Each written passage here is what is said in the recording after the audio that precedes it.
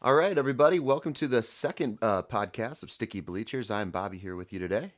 And I am Corey here in the second week of January 2016. Lots of exciting things to talk about this week. But first, how has your week been, Bob? Oh, it's been a great week. We've been enjoying single-digit weather, and now it's up to 37, so it feels like a warm spring day. But how about Oh, you? beautiful. Yes. Weather here in Ireland has been warmer than the single digits. It's been single digits Celsius. They did have a big snow warning here in the northwest of Ireland this week. So they did get up to 8 centimeters of snow up there, which is pretty unprecedented as far as snow goes. I have seen on the hills around Dublin just a little bit of snow on the peaks, but I am looking forward when we move back to North America to seeing more snow than we get out here. It's just been like miserably cold though, because most buildings here are not insulated and they're not heated very well. So the cold is worse than snow. I can handle snow if it's, somewhere around 30 degrees, but once it gets down to, 1 or 2 degrees, it's just devastating. But yes, add that on top of the snow as well. But it was interesting to listen on Irish radio to the American football playoff news that we're going to talk about here very soon. Just listening to the way that they interpret it and the way that they explain it to the local Irish people who might not be as familiar with some of the terminology.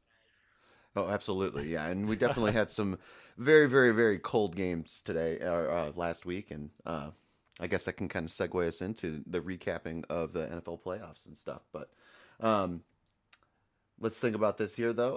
On Monday, though, we had the college football national championship where Yes. Alabama pulled through, and pretty exciting game there. With 10 minutes left in the fourth quarter, Nick Saban goes with the surprise onside kick and successful onside kick. It kind of was the changing of the, pardon the pun, but changing of the tide. And I know, right? Saving that all week long. But really was the turning point in the game. And Clemson, although they fought very, very hard, just couldn't overcome Alabama and that very good offense. But what were your thoughts on the game there, Corey? Well, as for most primetime night games, I was not able to watch it live, so I absorbed most of my sports in recaps and in highlights that are mostly illegally recorded from a television with somebody's phone and uploaded to YouTube. That's the best quality, though. That's the best That quality. really is the best way, the shaky cam. And also Oh, yeah. the another one that you like is the reaction videos of fans who put their iPad on top of their TV and film themselves Yeah. watching the game, because apparently that's the way you do things now. It is. That's a very odd phenomenon that's happened, and I just don't get it. I don't know. I don't know where you stand on it at all, but I don't know. I just, it's weird when you think about what happens before. So it's like there's a critical moment coming in the game. So someone's like, okay, instead of watching this, I'm going to stand behind the television and watch my crazy brother yeah, react to I whatever know. this thing is. Like, And just it's- experience it, man. yeah, and it's the other thing too, where the person being filmed has to know they're being filmed. I mean, it's not like the person's hiding like in behind a shrub or something like that and is completely camouflaged just to capture this person's reaction. They're like sitting on the couch and they have their phone out, and it's like, Yeah, I don't know. you're on Periscope, dude. Yeah, and I Say think hi to the world. yeah, and it makes all the reactions seem that much more fake, like when they really freak out or they really are super excited and stuff. And it's one of those things. You have enough people show you like, oh, have you seen the videos of so-and-so reacting to their team winning or losing? And it's like, yeah, I don't need to see that at all. I don't really The care. dream is to go viral by any means necessary, I suppose. Even if you have to perform as a reactor to your favorite team winning or losing a game on Periscope or Vine or whatever it is with a shaky vertical video. Anyway, that's how I get most of my primetime games is in replays like that. So I was not surprised to see Alabama win. I was surprised to see that Clemson was able to keep pace with them. I mean, they traded blows, and I did expect a high-scoring game. But it was just, I wish I could have stayed up to watch it, but it was a little bit late in my part of the world. Well, it was a very exciting game. I mean, the first 3 quarters were definitely back and forth, and it was anyone's game. It was really that onside kick, though, that kind of, turned the tide and was Clemson really couldn't come back from anything that Alabama was doing. They had a late touchdown there to bring it within 5, but that was too little too late, and Alabama secures another national championship and opens the door for the Nick Saban NFL rumors. So.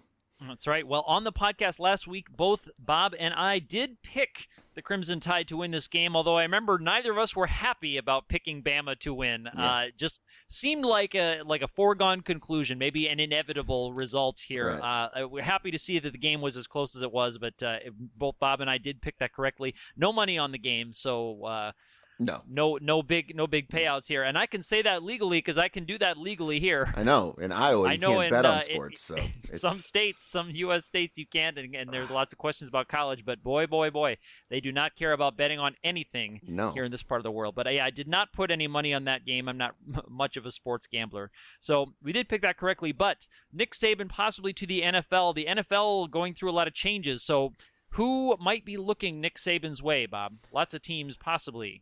Lots of teams I'm sure would like him, but the two teams that I've read about have been the New York Giants, who just hired a head coach yesterday, so they're pretty much out of it. And then the other team was the Tampa Bay Buccaneers, so that could be an interesting situation for Nick Saban. He tried to recruit Jameis Winston and failed to do so as Winston went to Florida State, but they could reunite in the NFL under the Buccaneers. And it was interesting last week. We talked about Lovie Smith being fired, and it came out that the Buccaneers offensive coordinator was a highly sought after head coach for a number of positions, and the rumor was that they fired Lovie Smith so that they could promote their offensive coordinator to head coach, but they haven't done that yet, and might have been waiting to see what happened in the national championship game and seeing what Nick Saban has to say in the coming weeks or days, and so we'll figure out where he's going. But right now it looks like the Buccaneers are the only rumored team left available. So. But yeah, Nick Saban. Were I Nick Saban in his position, I would leverage any NFL deal I got. I would try my darndest to stay in college, to get that big contract, and make sure you get a big buyout on it, and then you just kick back. You just relax. Yeah. You're at Alabama. You don't have to work that hard on recruiting. You don't have to really do much of anything. You can just play the game, stick out whoever you got there. You get the big bonus. Mm-hmm. You get the Coach of the Year bonuses. You get the bowl game bonuses. To be fair, though, he's not in a situation where like Kirk Ferentz in Iowa is, where you can go through many mediocre seasons and have that one good season once every 10 years or so, and then everyone loves you again for another 10 years until you have that good season again. In Alabama, I think if you don't win a championship within 2 or 3, maybe 4 years, they're going to start calling for your head. So not that Nick Saban feels any of that pressure, but I think he realizes that pressure and understands that to be a truly respected coach in the folklore of the NFL or folklore of football, you have to go to the NFL and you have to win in the NFL. And I think he sees like what Pete Carroll did and everything, winning championships in both college and the NFL.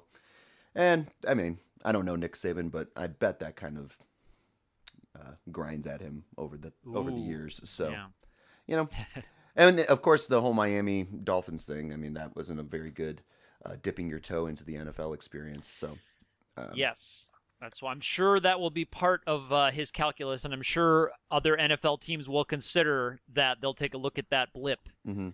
And there was also are negotiating. Yeah, there was also the rumors when he was in Miami that if Miami would have signed Drew Brees instead of Dante Culpepper, that Saban would have still been in Miami. And of course, we all know that you need a franchise quarterback to win in the NFL. So I don't know if Saban believes that Winston is that guy, and if that's a decision he wants to make, but. There are very few teams with a franchise quarterback that have a head coaching position available, and the one that did just filled it yesterday. So yes, and I would say I would go farther than that and say that there are just very few teams in the NFL that have a franchise quarterback right now, a traditional franchise quarterback. Mm-hmm. A lot of youth going through, and even you would say even some of the aging quarterbacks who maybe are previous franchise quarterbacks who are still around that maybe the tail end of their career that. They're not really something you want to build a future around. I'm thinking of players like Peyton Manning, who's starting this week in place of Brock Osweiler, but I don't know if that's something that you plan for the long-term future around a player of his age. Yeah. I think that's one of the things that makes the NFL really fun is that you have those elite quarterbacks, those franchise quarterbacks, and they can be great and they can take their team very far and they can make head coaches look very good or vice versa. And once they start to deteriorate, they can deteriorate pretty quickly. And finding that franchise quarterback as a backup or to replace him is very difficult and doesn't happen very often. So it's one of the things we found out in the draft is not every number one pick is a surefire all-star. And it's one of those things where you have to really have a good coach who can develop players also while having a franchise quarterback. And Nick Saban can develop players. So I believe that he could have success in the NFL under the right circumstances, but only he knows what those right circumstances are. So, all right, well, we'll have to keep our eyes out for that. Shall we move on to the NFL playoffs from this last week, Bob? Yes. Unfortunately, let's take a look. Do that. Let's go down the line. We've got both Bob and I made picks. We also made our Sticky Bleachers simulations of the wild card round of the playoffs. Let's start with Kansas City and Houston. 30-0 in favor of the Chiefs in that game. An embarrassment in the postseason for Houston. I picked Kansas City to win. Bob picked Houston to win, the hapless Houston, as did our video simulation, had Houston win by a healthy margin of 28-10, and that was even with some of the players who wouldn't be playing in the real game, playing in our simulation game. Just an annihilation in Houston, Bob. It was an annihilation. I watched that game, and Brian Hoyer, I don't think he can still show his face in Houston right now. I believe he's walking around with a Johnny Manziel disguise, but yeah, it was just a bad game. I think Hoyer had 4 interceptions and 1 fumble loss. So it was very sloppy, and they were never really in it. It was the kickoff return for a touchdown to start the game really was all that Kansas City needed. They were playing well on both sides of the ball. Their offense was a little sluggish in the first half, but they did really put that nail in the coffin in the second half and put up, 31, right?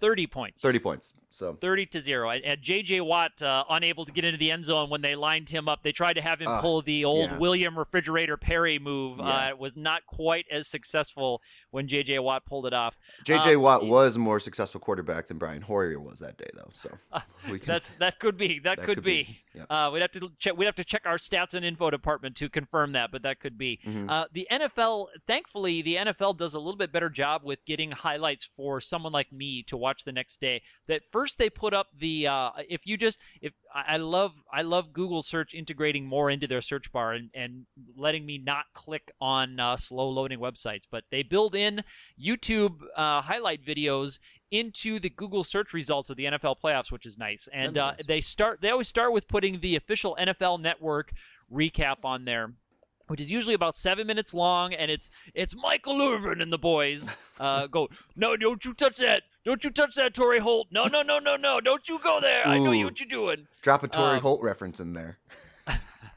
Yeah, I know, in the playoffs when the last time that happened. The lightning bolt. But then they replaced them after a couple days with a condensed highlight package that doesn't have all of the Michael Irvin nuggets. Gotcha. From the guys. And there's nothing wrong with Michael Irvin, but if I want a really compact little chicken nugget of football, that's the way I prefer to watch it. So that's how I did watch this one. I was very excited about that. So moving on, in the AFC, we have Pittsburgh and Cincinnati. I picked Pittsburgh to win. Bob picked Pittsburgh to win. Our simulation picked Cincinnati to win. And as it happened... Yep. Cincinnati ended up losing that game, and they lost it in quite the controversial matter. Pac-Man Jones was called for I believe, an unnecessary, I forget the penalty, but he was jabbing at Joey Porter while Joey Porter was on the field, and Porter being a linebacker coach shouldn't have been on the field in the first place, so he was right about that. And I forget, was it Burfict, the guy that got charged with unnecessary roughness there? Yes, it was Burfict, and Burfict also suspended for 3 games, which he's going to appeal. Now, it's not going to matter for this season, of course, because Cincinnati did kind of cough up that game, which is what a lot of the criticism was, that we have one Mr. Jones, whose Pac-Man moniker has strangely come back. I remember he tried to distance himself from that after the shooting incident, but I don't know if he has allowed that to come back, or if as he acts more immature, we start calling him his childish nickname again. Yeah, I think I'm not that's sure what either. it is. Okay, either way, I like that it's coming back a little bit. It's one of the great football nicknames. So No, yes. We have a couple of comments on that. So Pac-Man Jones was quoted famously after the game that Antonio Brown, who he thought was faking his brain injury, deserved a Grammy, a quote-unquote Grammy award. And Wild Sardine, oh, no, sorry. This is user Patrick. Who says on the Pac-Man comments, "Damn, I didn't even know Antonio Brown could sing, Pac-Man." So there you go. Pac-Man Jones, of course, accusing him of winning a Grammy Award, which is given to singers, not for actors. On the suspension of Burfict, Maximilian says, "He's such a nice guy. He reminds me a lot of Donna Reed, especially around the eyes." Donna Reed, the co-star of It's a Wonderful Life from 1940-something with Jimmy Stewart. Deep reference. Deep. That is going deep. Donna Reed, born in Denison, Iowa, by the way. Really?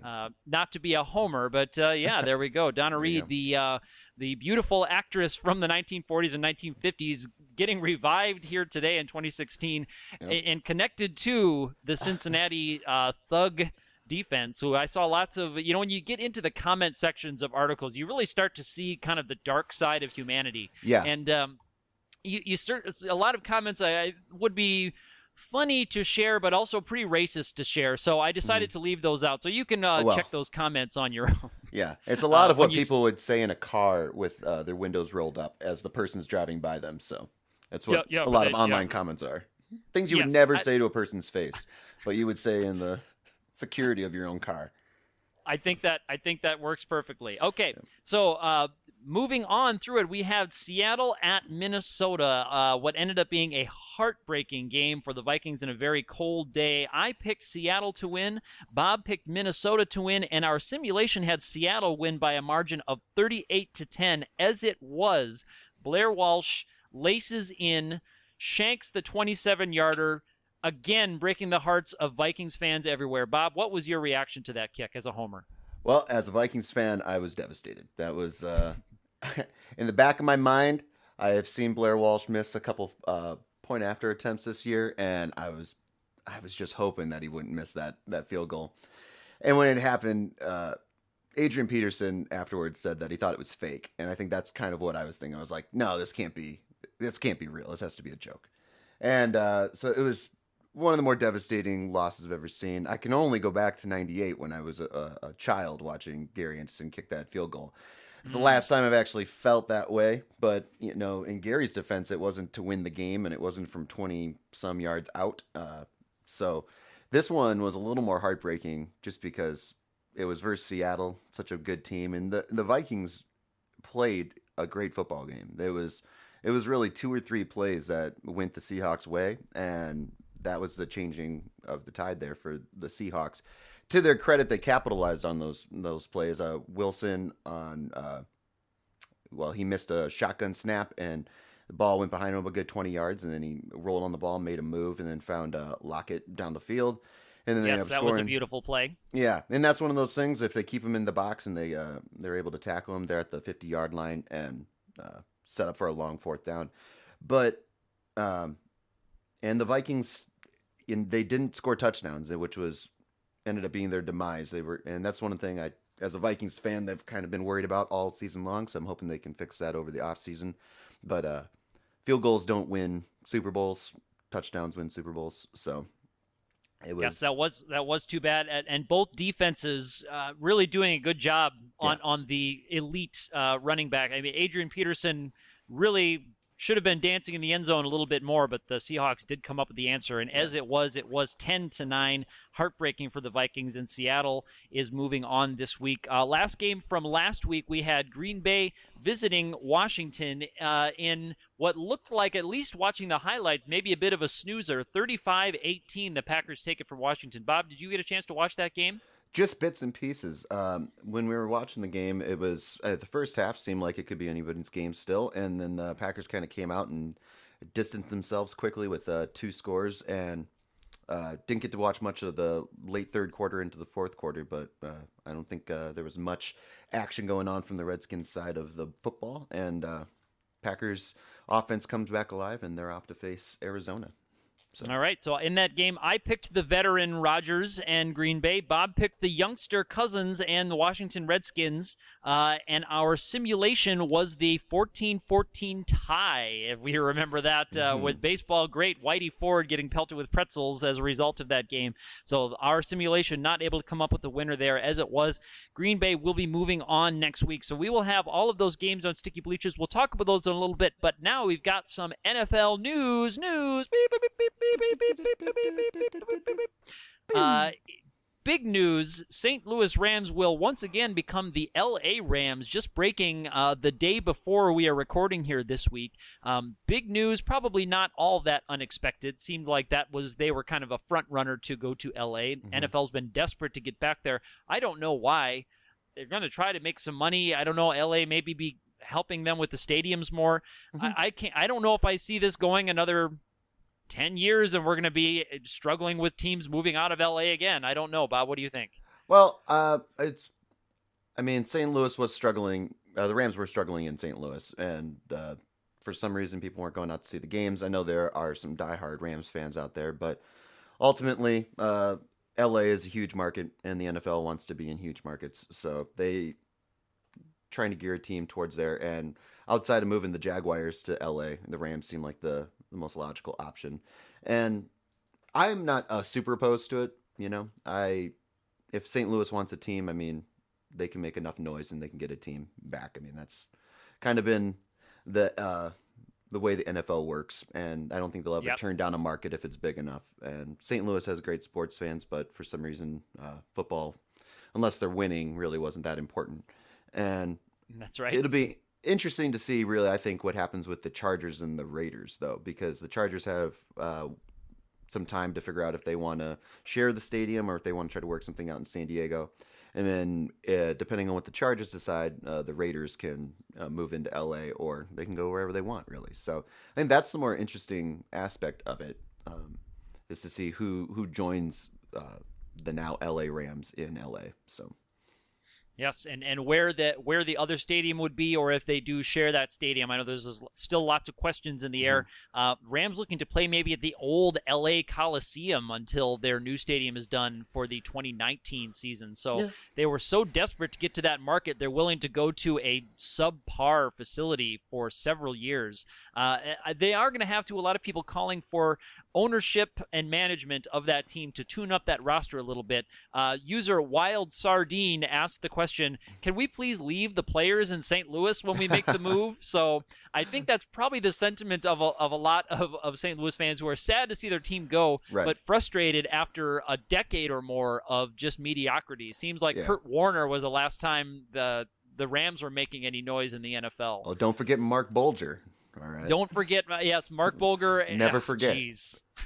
But that's the thing. If we remember, Steven Action Jackson tearing it up there in St. Louis. Yeah, well, and that's Steven Jackson was a story of a great running back on a bad football team, kind of like Frank Gore for all those years. And that's the thing. Before the greatest show on turf, the Rams were irrelevant, and during that run, they were one of the best teams in football.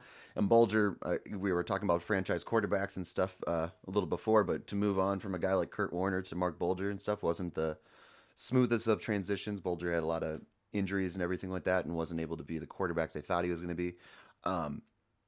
But then once the greatest show on turf kind of left the field, they really never found an identity and never brought in a guy to establish a new identity. And maybe they thought Jeff Fisher was going to be that guy, but really hasn't done much and stuff to turn the team around. So, really moving to a new market and kind of having a new identity is, I think, what the doctor ordered for the Rams and stuff. So we'll see. All right. We'll see what happens. Rams looking to look to the future there and rebuild. So Oakland also possibly moving. A lot of cities popping up. I've seen mentions of San Antonio. I hear noises of London, although I think the NFL is probably a few years out from permanently moving a team to London. Although it seems like they're going to keep scheduling more and more games over there, it's going to become, I should almost say over here on this side of the ocean, that it's going to just become routine. Yeah.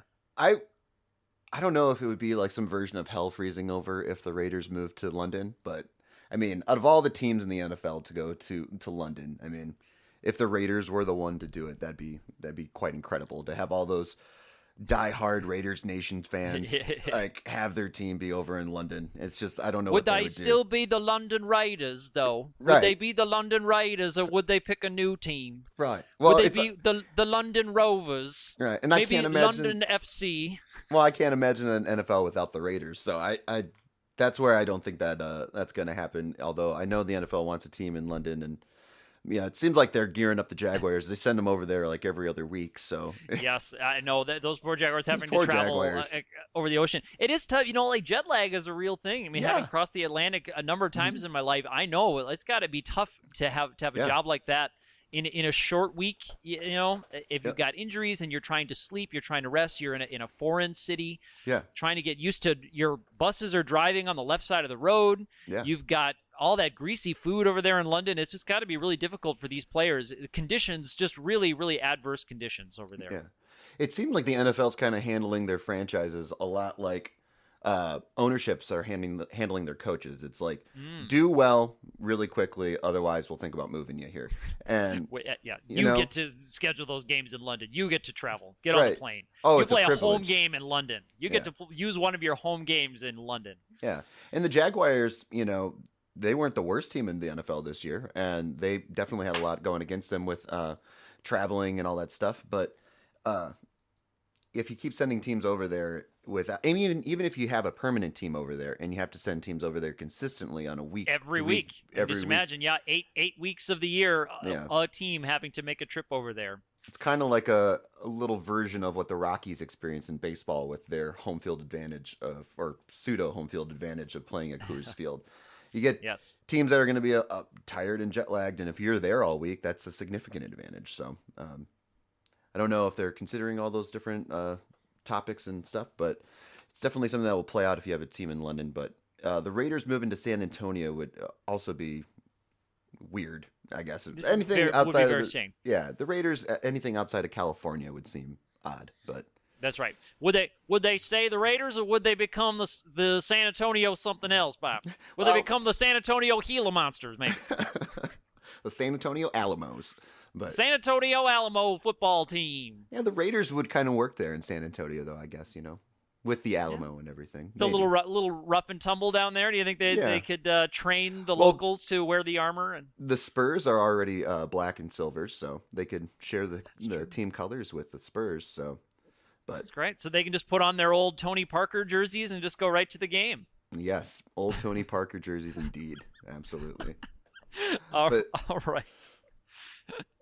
So let's move on to this week's slate of games, Bob. Lots to talk about here on this week. We've got to make our picks. We've got to talk about our simulation. It is the NFL playoffs continuing the divisional round. Let's start in the AFC, my friend Bob. We've got Kansas City, winners of 30-0 over Houston last week, traveling to Gillette Stadium and New England. So we've got this kind of the surprise upstart team building momentum as the season ended and crushing Houston in the playoffs versus the grizzled veteran of Tom Brady and the sweatshirt himself up there in Gillette. What do you think? I think it's going to be a good game. I mean, any team that goes into Foxborough faces a challenge because of their diehard fans, and they have the experience of being in the playoffs. And I mean, you never know what the sweatshirt has up his sleeve. He doesn't have any sleeves, Bob. He cuts them off. I don't know if you've ever seen that. He can't put anything in his sleeves because he wears an ugly, in his hoodless, pockets. yeah, in his pockets. What he has in his pockets. I will accept the pockets. I will not accept Belichick with anything up his sleeve. But continue. Yeah, I like New England in this game. I think they can pull it out. I think it will be close though. I don't think it will be a blowout by any means. New England's banged up, but they do get Julian Edelman back for this game, and we'll see how much rust he has to shake off. But that was definitely a huge component of their offense at the beginning of the year before he went down, when they were throwing up 35 points a game and stuff. So the thing I see with Kansas City is their ability to score touchdowns. Like if they can score touchdowns with the Patriots, their defense good enough to keep them in the game. And I think it comes down to whose defense is on the field longer and gets tired at last. I mean, I think it's going to be one of those games. I'm going to say I would be surprised if Kansas City won the game, but okay. So I'll go with the Patriots. Go with the Patriots. I agree that it could be a very interesting game. Bob is marked on the Patriots. And I'm going to actually go with the upset pick of Kansas City this week on that. If for no other reason, maybe than just to make our picks a little bit more interesting. But I agree with you, Bob, that I think Kansas City does have the ability to win this game. And that's going to be what I'm going for. Coming off of the momentum of the game that they just had, I think that they're going to be able to prepare. I don't know if they're going to intimidate the Patriots and Belichick. There's too much ice water in the veins up there in New England. I think they're just going to have to execute a near perfect game, and that's what I'm going to look to see from them. I'm hoping that offense can keep scoring touchdowns, as you said. I do have a lot of faith in the defense. I don't know. Edelman returning could make a big difference in the game. Having that extra week to get ready for them could be the difference maker for New England.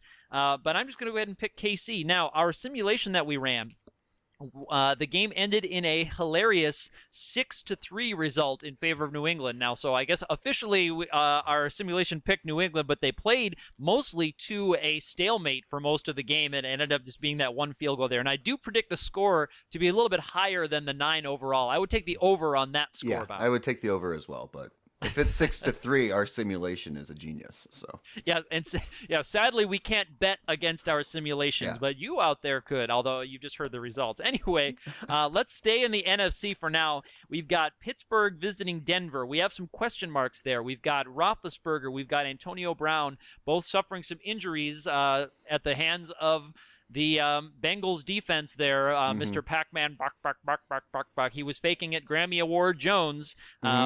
We're not sure. I know Antonio Brown is day-to-day. Big Ben looks like he might play, but might be slowed a little bit. I haven't seen the newest on Antonio Brown, Bob. Have you?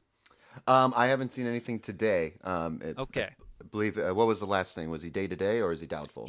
He was doubtful, as I saw yesterday. I'm not sure about that. Antonio Brown did play in our simulation. Maybe we'll start there. In our simulation, I did put Antonio Brown in the game, and Pittsburgh actually crushed Denver 42-24. Martavius Bryant and Antonio Brown both hauling in touchdowns. Big Ben slinging it all over the field. And Denver just not able to keep up. A couple of turnovers kept them out of that game for most of the second half, I would say. So in real life, I'm going to go with Denver simply because of the health concerns of Pittsburgh. I would say if Antonio Brown plays, he's going to be slowed up, or might not stay in the game. Roethlisberger the same. What do you think, Bob? I think injuries definitely play a big factor in who's going to win this game. Denver, obviously, with that week off, had a chance to rest up and be healthy. I think if Roethlisberger and Brown can go for the Steelers, I pick them for the upset, actually, in Denver. All right. Just they seem to know how to win. They seem to get it done when they need to. They play smart on both sides of the ball. Obviously, it's crucial that Big Ben and Brown are in there for the game for the Steelers to have an upset. If they can't go, then I have to go with the Broncos. But I don't want to seem like I can't make a decision. But it all depends on the health of the quarterback and the star wide receivers. So who's your pick? Go on record. I'm going on the record. I'm saying if Big Ben and Brown are healthy, I go with the Steelers. So. All right. Okay. All right. Bob is putting his name on it, saying it with his chest. Going with the Steelers over that. But no, I do agree that if it's left to Martavius Bryant in real life, I'm not sure if he can have the kind of game that he did in our simulation against that Denver defense. Yeah. Who's known for being able to contain most players. Now Antonio Brown is a little bit of a kind of the best player in the NFL. Kind of the best player in the NFL right now. I think Michael Irvin called him the best wide receiver operating in the NFL today. I'm sure of it. Yeah. So that's how I took in that game last week and all of the funny reactions there. Yeah. Any pick on Joey Porter getting back onto the field in this game, Bob? I don't believe he's going to get on the field. I also don't believe he's going to talk to the media this week. So I'd heard that he has a media ban this week. Yeah, he's going to be a non-factor, I believe. So. Okay, all right. But it should be a fun game. It will be a very, very fun game to watch, I'm sure. Okay, so Bob is taking the under on the Joey Porter on the field. That over-under, I believe, is set at 1.5. So you'll take the under on the 1.5 times he's on the field. I'll also go with you on the under there. He might come out once. I don't think he's going to break the 1.5 and come out Well, does it twice, count at the end of the game? Does it count if he comes on the field at the end of the game? No, Just only only regulation? yeah, that's right. Only during regulation. Yeah, I'll take the During under then. times, possibly during plays, he might come out and just hit somebody. But Just put I don't on know a if he has jersey. any Just put on bubbling anger coming out from last week. Of All right, course, let's yeah, go on to yeah, let's go on to our the NFC games. We've got let's start with Green Bay and Arizona. So Green Bay coming off of the easy win in Washington, visiting Arizona in Phoenix. What do you think, Bob? Well, this one's a tough one because these two teams met towards the end of the year, and Arizona handed it to them in Arizona. And as we've come to know, it's one of the toughest things to do in the NFL is beat a team twice, especially quality teams. So we have a situation where it kind of reminds me of that Vikings Seahawks game last week, where you have, I mean, not that necessarily cold or anything like that, but one team, the Seahawks, that blew out the Vikings the last time they met, and for the Seahawks, they didn't have to make any adjustments. What they did last time worked. Same thing with the Arizona Cardinals. Whatever they were doing versus the Packers last time seemed to work. It's the Packers that have to make the adjustments. So if the Packers can make the right adjustments, it's up to the Cardinals then to make those in-game adjustments in order to counteract and stuff. And we saw that the Packers offense was alive versus Washington last week. Obviously, I think Arizona has a better defense, and I would say they have a better offense or a more consistent offense than the Packers. So I'd have to go with the Cardinals in this one, although I know they are meeting for the second time in about 3 weeks or 3 or 4 weeks. So. Okay, Bob picking Arizona. Our simulation game agrees with you, Bob. Our simulation had Arizona take it 31-10 over the hapless Packers in our simulation. As I remember it, Andre Ellington was able to get loose, and that really opened things up for the receiving corps, although Larry Fitzgerald was surprisingly quiet for a Cardinals game. I think in real life, Larry Fitzgerald is going to see a little bit more action, although I am going to pick the visiting Green Bay Packers simply because I like the age and experience on that team. I think that they're going to use the momentum coming in from the Washington game. It's probably going to be an upset pick for me, so we're going to have a very interesting week here, Bob. I don't think we've agreed yet so far, so next week we'll have quite a bit to talk about. Absolutely. I don't think the game will be like our simulation. I think it will be a lot closer than the last game these two teams played or our simulation game. But I think the Cardinals come out with the win on this one.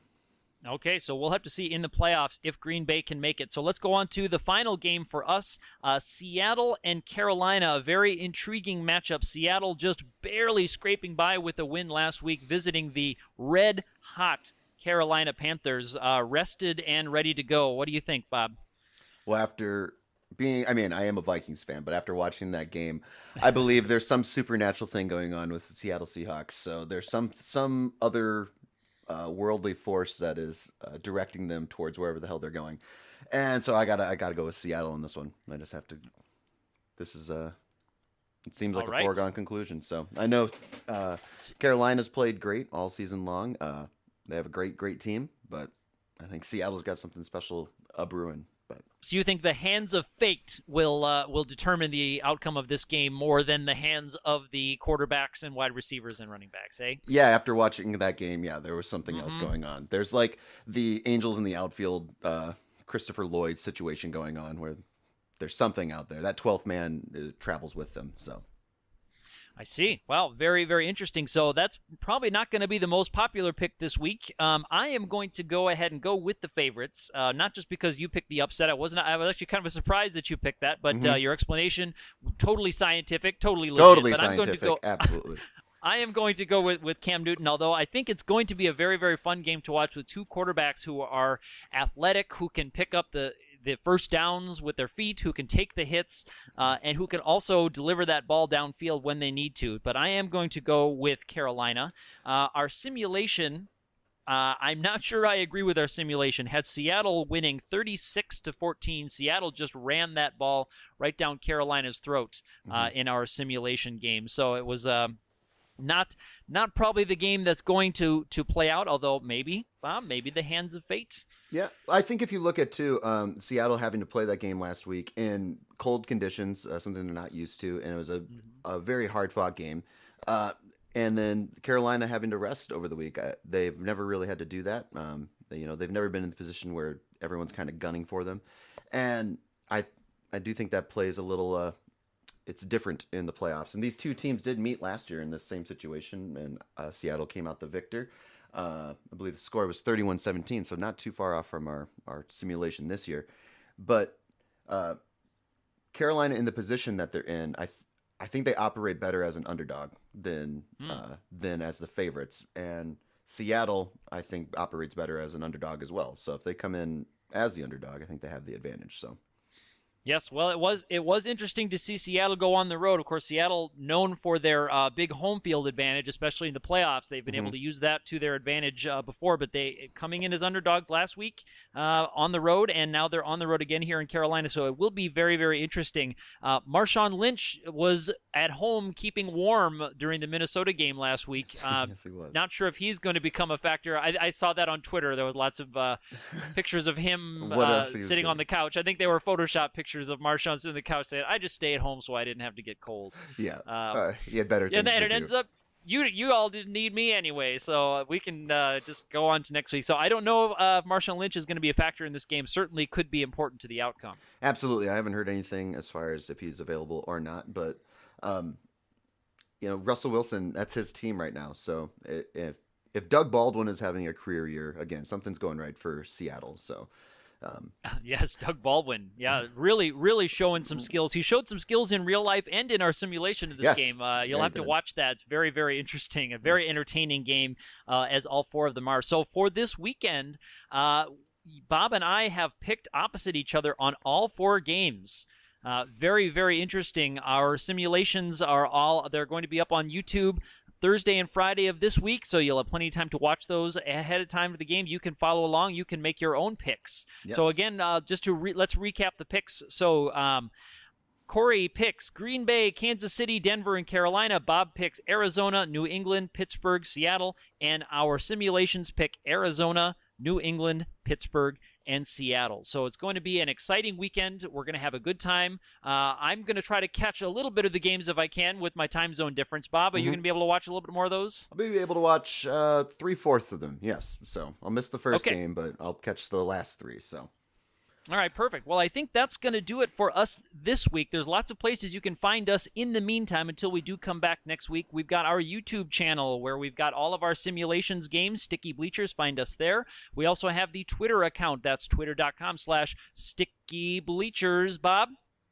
It'll should be a fun weekend. I'll be live tweeting the games I can watch, and we'll see how the games shape up. So thanks, guys, for listening. Leave your comments, and we'll see you guys next week. May the Tech Mobile Force be with you. There you go. Adios.